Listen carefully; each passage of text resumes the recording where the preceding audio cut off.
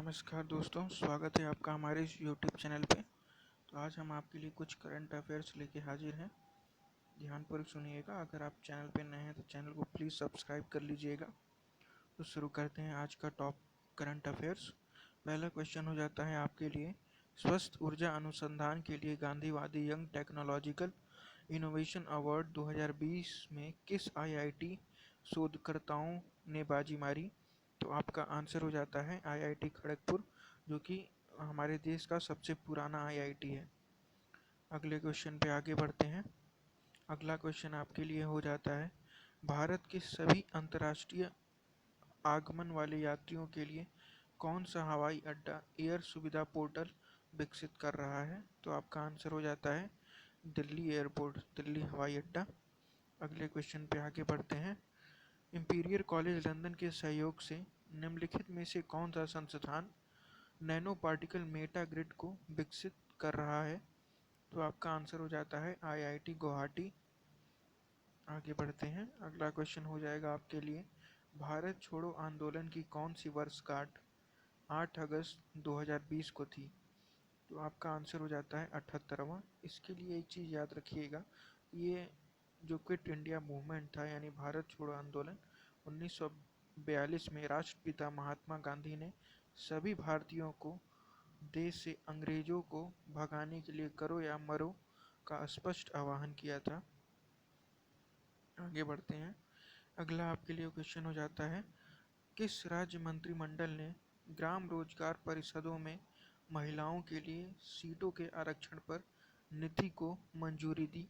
तो आंसर आपका हो जाता है मेघालय। अगले क्वेश्चन पे आगे बढ़ते हैं।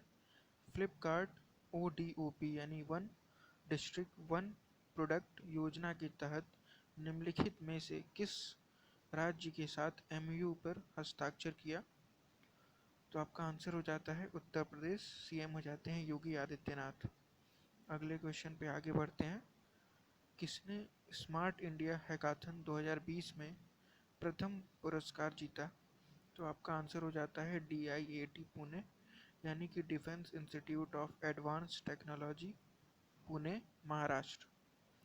आगे बढ़ते हैं। किसके द्वारा हथकरघा मार्ग योजना के लिए मोबाइल ऐप और बैकएंड वेबसाइट लॉन्च की गई है? तो आंसर आपका हो जाता है केंद्रीय कपड़ा मंत्री, जो कि इस समय स्मृति ईरानी है, इन्होंने लॉन्च किया है ऐप और वेबसाइट। अगले क्वेश्चन पे आगे बढ़ते हैं।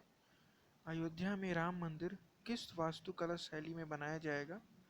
तो याद रखिएगा नागरा स्टाइल, जिसमें 5 गुंबद होंगे।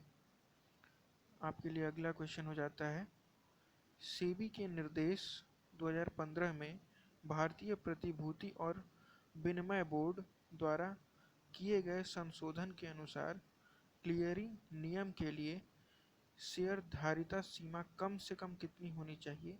तो इसके लिए शेयरधारिता सीमा आपके लिए कम से कम मिनिमम 51% होना चाहिए और सेबी का मुख्यालय लखनऊ में हो जाता है, उत्तर प्रदेश।